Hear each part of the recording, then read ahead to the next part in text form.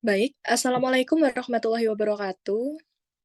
Waalaikumsalam warahmatullahi wabarakatuh.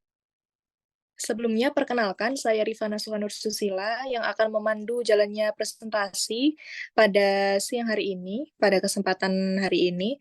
Di sini sebelumnya saya akan memperkenalkan anggota dari kelompok yang akan melakukan presentasi. Silakan untuk perkenalan terlebih dahulu, dipersilahkan.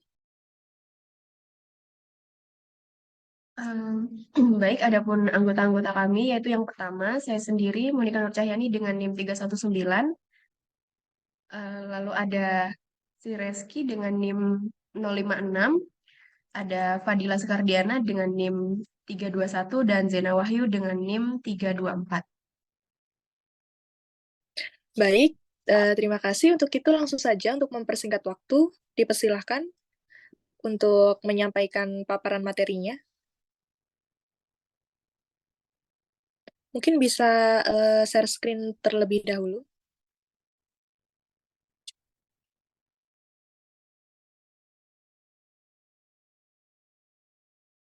Apa sudah terlihat?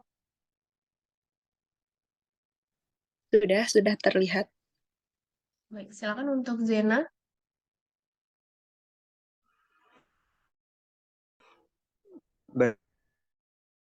Baik, saya Presiden orang Indonesia asli dan Konvensi Anti Diskriminasi Rasial.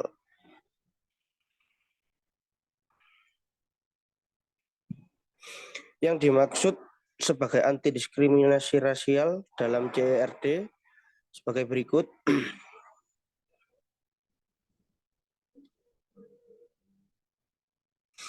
CRD adalah singkatan dari Convention on the Elimination of All Form of Racial Discrimination atau konvensi mengenai penghapusan segala bentuk diskriminasi rasial.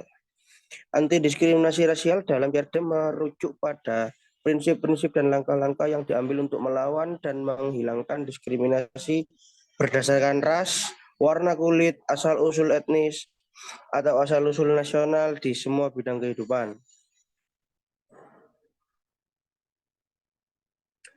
Prinsip anti diskriminasi yang saya cari ini yang terdapat di PPT saya, diskriminasi rasial dalam CRD itu ada perlakuan yang setara, mencegah diskriminasi, serta hukum yang melarang diskriminasi tersebut.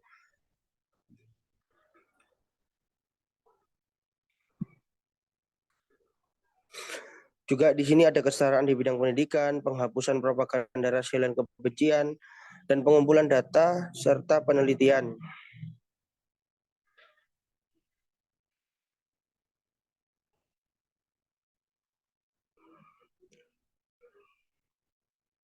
Sekian PPT yang saya dapatkan. Di sini ada penambahan ya. Perlakuan yang setara CRD menegaskan bahwa semua orang memiliki hak untuk diperlakukan secara setara tanpa adanya diskriminasi berdasarkan ras atau asal-usul etnis tadi. Pencegahannya di sini ada negara-negara harus mengambil langkah-langkah yang efektif untuk mencegah diskriminasi rasial dan melarang organisasi atau kelompok yang mempromosikan atau melakukan tindakan diskriminatif.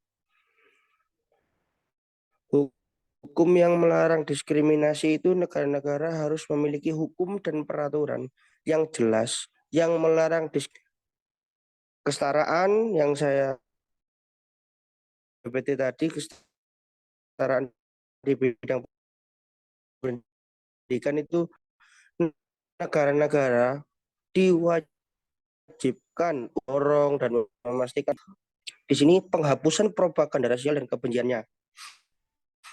Di setiap negara diharapkan untuk mengambil langkah-langkah yang mencegah dan menghukum penggunaan propaganda rasial dan promosi kebencian antar kelompok ras atau etnis. Dan pengumpulan data tersebut, negara-negara diharapkan untuk mengumpulkan data yang relevan, yang memang benar-benar fakta, serta melakukan penelitian untuk memantau dan menganalisis situasi diskriminasi rasial serta efektivitas langkah-langkah yang diambil untuk mengatasinya. Berikut PPT dan pemaparan dari materi saya. Terima kasih moderator, saya kembalikan.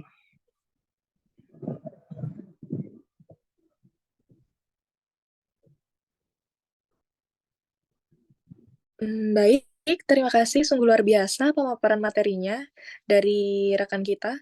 Untuk yang selanjutnya, apakah ada penyampaian materi lebih lanjut lagi dari anggota kelompok yang lain?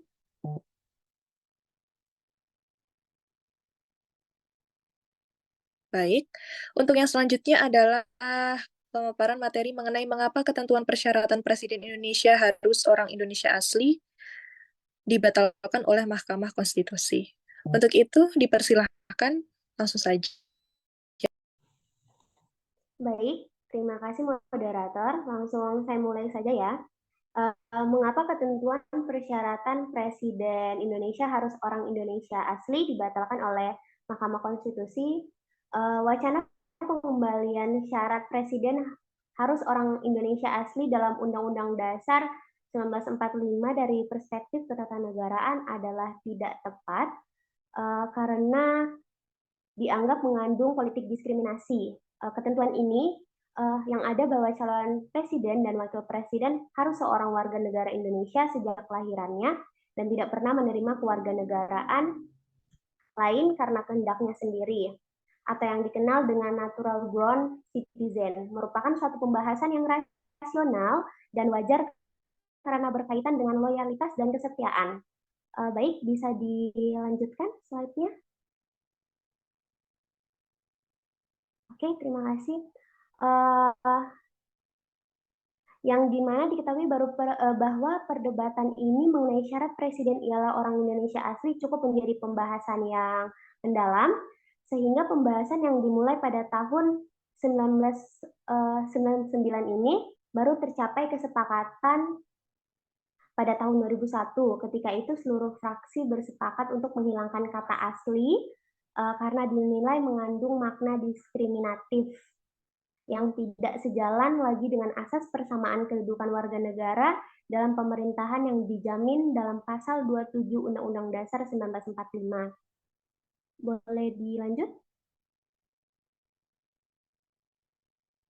Adapun ketentuan yang disepakati dalam pasal 6 ayat 1 berupa calon presiden dan calon wakil presiden harus seorang warga negara Indonesia sejak kelahirannya dan tidak pernah menerima kewarganegaraan lain karena kehendaknya sendiri. Ketentuan ini dikenal sebagai status kewarganegaraan dengan sebutan natural born city, bukan naturalisasi atau kewarganegaraan.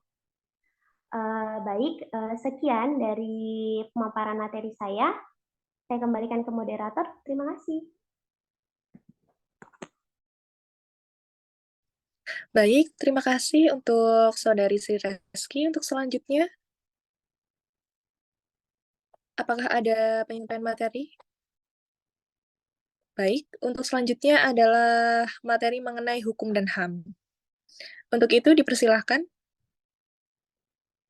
Baik, materi kali ini adalah tentang mengapa pandangan yang menolak pencalonan Anies Baswedan dengan alasan bahwa ia keturunan Yaman sebagai bentuk diskriminasi rasial dan bertentangan dengan konstitusi.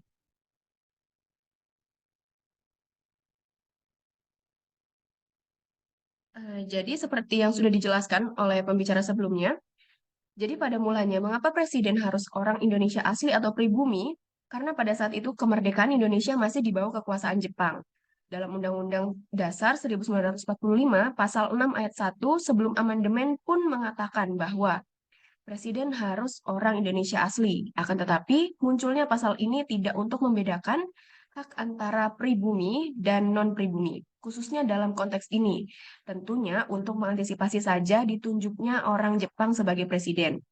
Tetapi karena frasa orang Indonesia asli menjadikan multitafsir, maka diamandemenlah Undang-Undang Dasar 1945 Pasal 6 ayat 1 ini menjadi calon presiden dan calon wakil presiden harus warga negara Indonesia sejak kelahirannya dan tidak menerima kewarganegaraan lain karena kehendaknya sendiri, tidak pernah mengkhianati negara, serta mampu secara rohani dan jasmani untuk melaksanakan tugas dan kewajiban sebagai presiden dan wakil presiden.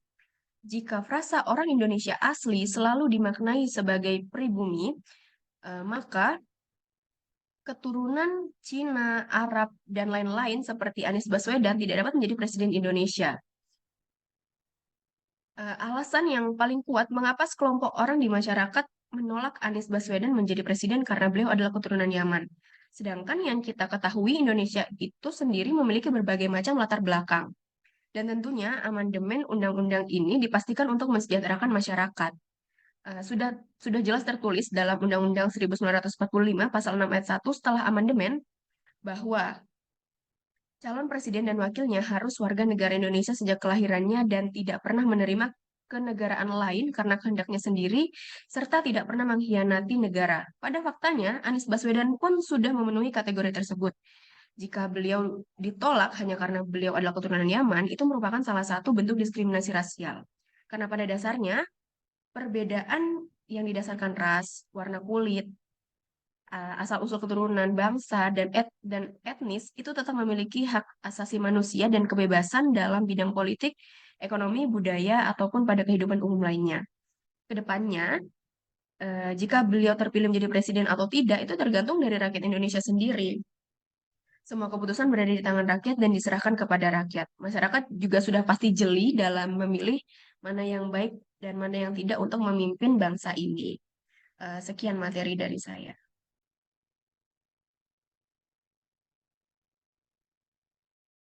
Baik, terima kasih untuk Saudari Monica. Untuk selanjutnya, penyampaian materi oleh Saudari Fadila Sekardiana mengenai upaya pemerintah dalam mengefektifkan CRD sehingga dapat mencegah praktek diskriminatif rasial di Indonesia. Untuk itu, langsung saja dipersilakan kepada Saudari Fadila. Baik, terima kasih. Saya akan menjelaskan tentang upaya pemerintahan dalam mengefektifkan CRD sehingga dapat mencegah praktik diskriminasi rasial di Indonesia. Yang pertama, warga negara yang mengalami tindakan diskriminasi ras dan etnis dan menjamin terlaksananya secara efektif, upaya penegakan hukum terhadap setiap tindakan diskriminasi yang terjadi melalui proses peradilan yang dilakukan sesuai dengan ketentuan peraturan perundang-undangan, menjamin setiap warga negara untuk memperoleh pertolongan, penyelesaian, dan penggantian yang adil atas segala kerugian dan penderitaan akibat diskriminasi ras dan etnis. Selanjutnya, mendukung dan mendorong upaya penghapusan diskriminasi ras dan etnis dan menjamin operator negara dan lembaga-lembaga pemerintahan bertindak sesuai dengan ketentuan peraturan perundang-undangan dan melakukan tindakan yang efektif guna memperbarui, mengubah, mencabut, atau membatalkan peraturan perundang-undangan yang mengandung diskriminasi ras dan etnis. Sekian pemaparan saya. Kembali ke moderator.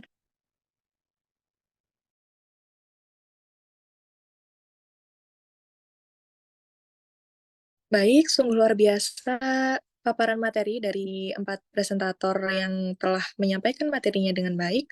Untuk itu, langsung saja kita buka sesi diskusi tanya-jawab. Untuk yang ingin bertanya, silahkan raise hand atau langsung on mic. Dipersilahkan yang ingin bertanya.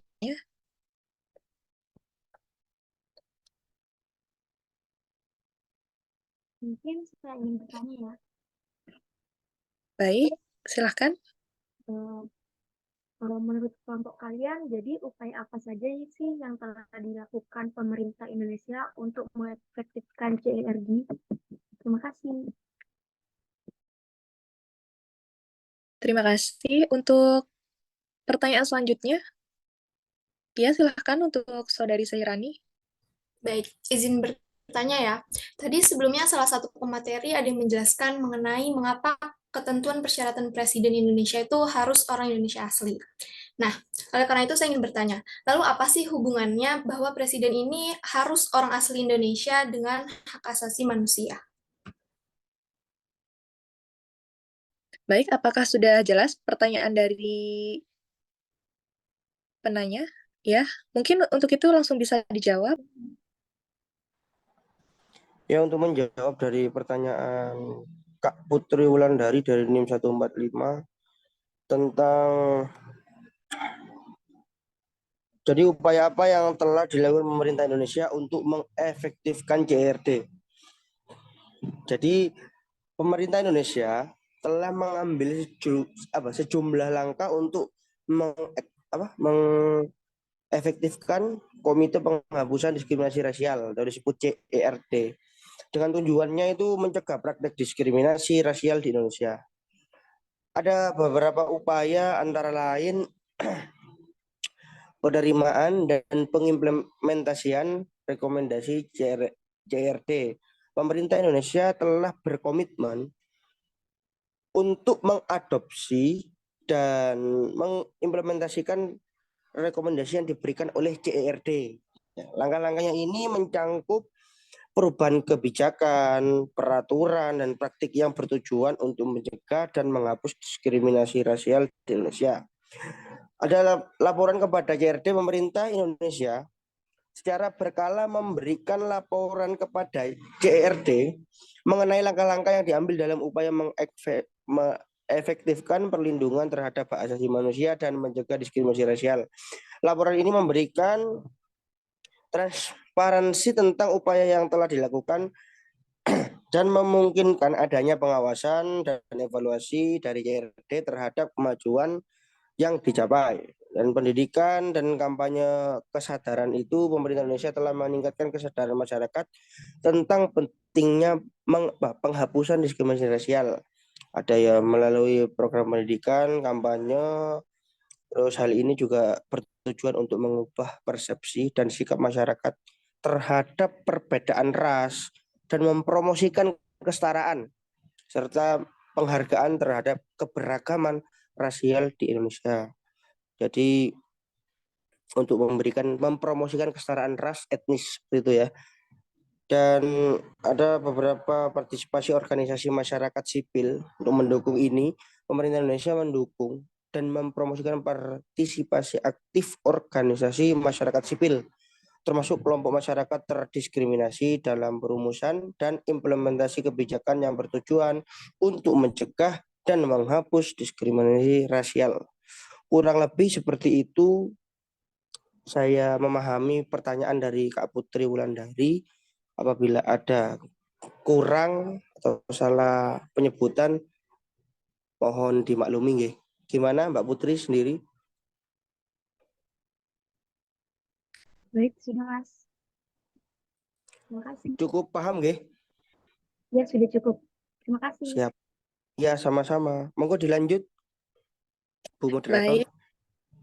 Ya, baik. Terima kasih. Untuk selanjutnya, pertanyaan yang selanjutnya mengenai hubungan presiden harus orang asli Indonesia dengan HAM. Silahkan untuk dijawab. Baik, saya akan mencoba menjawab pertanyaan dari Mbak Zahirani. Jadi pertanyaannya itu, apa hubungan presiden yang harus orang Indonesia asli itu dengan HAM gitu ya. Jadi penting untuk dicatat bahwa pendapat atau penilaian pribadi terhadap masalah ini itu bervariasi. Jadi saya akan mencoba memberikan pemahaman yang umum.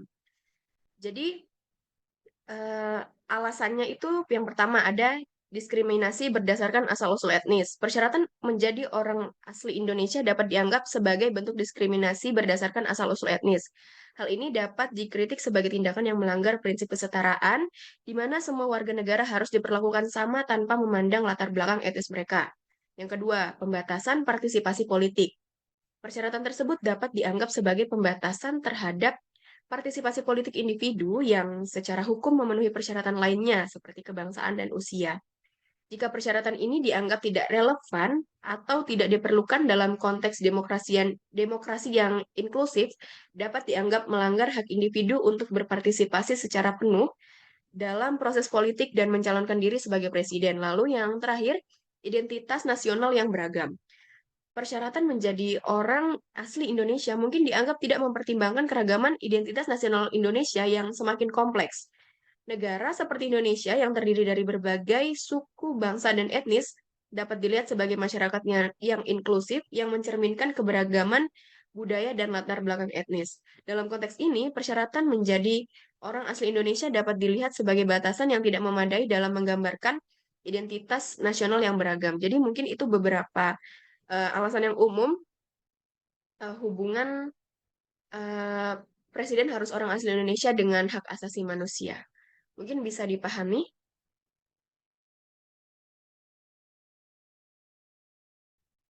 Apakah sudah jelas atau ada sanggahan?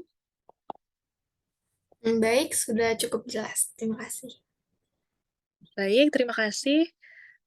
Untuk itu langsung saja, mari kita tutup presentasi pada hari ini yang sungguh luar biasa pada kesempatan kali ini. Untuk itu, saya selaku moderator pamit undur diri. Bila ada kurang lebihnya dari kelompok yang presentasi pada hari ini, mohon dimaafkan dan dimaklumi. Untuk itu, singkat saja, langsung saja. Wassalamualaikum warahmatullahi wabarakatuh. Waalaikumsalam warahmatullahi wabarakatuh. Terima kasih banyak.